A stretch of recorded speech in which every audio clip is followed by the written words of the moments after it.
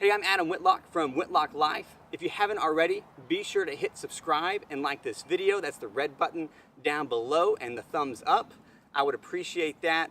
Every week I'm going to share more videos about God and the scriptures and just share truths that will empower you throughout the week. So today I want to share the story that's in Joshua chapter 4. It's when Joshua and the Israelites cross over the Jordan River. And what's neat about this story is that for them to cross the Jordan River, God has to act. Have you ever been in a situation where you don't know where to go? You can't go anywhere unless God acts. Well, this is exactly where the Israelites find themselves. They can't go anywhere but across the Jordan because God has promised this land and it's across this Jordan River and they've got to do it, but they can't. But God makes a way. And when the priests enter into the water with the ark, the waters stand at a heap at another location, and the Israelites are able to cross over on dry land and begin to take the promised land that God had promised them 40 years before.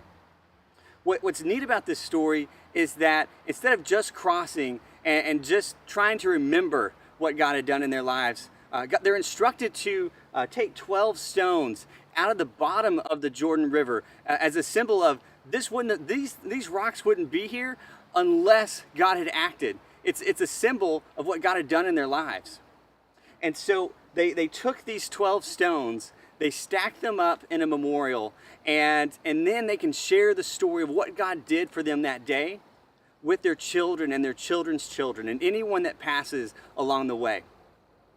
Have you ever been in a time in your life where you just don't know where to go? You don't know what to do unless God acts?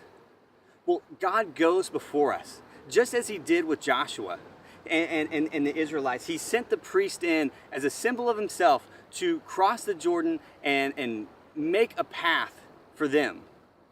So God goes before us and he makes a way for us, just as he did for Joshua and the Israelites that day. It's important for us to remember what God does. You know, my wife and I, for the last decade, we have told ourselves that we'll never forget what God has done for us each year that we've been married. But the fact is, we've forgotten. And so we're now trying to remember all of those good things that God has done. And we've been able to write down a few of them. And so that's what we're going to continue to do. That's our memorial that we're going to have, is a journal that has just documented all the good things that God has done for us. You know, before we were married, I had a truck, and it had some sentimental value. It was my dad's. He handed it down to me, and it ended up getting stolen while I was at work. And you know, the cops found it. It was stripped of everything, totaled out. It was a real bad day.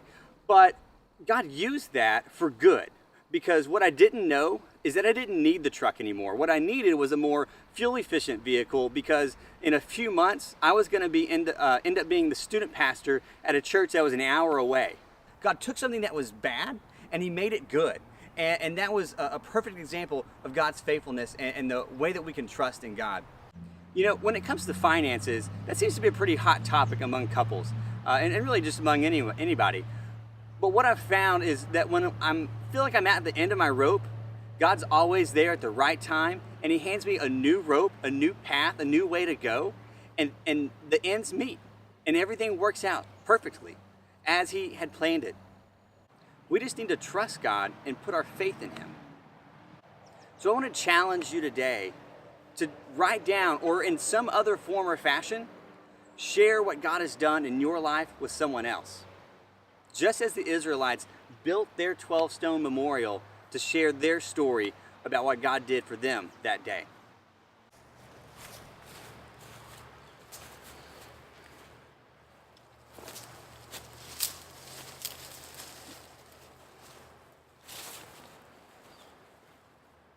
Testing. 1, 2, testing.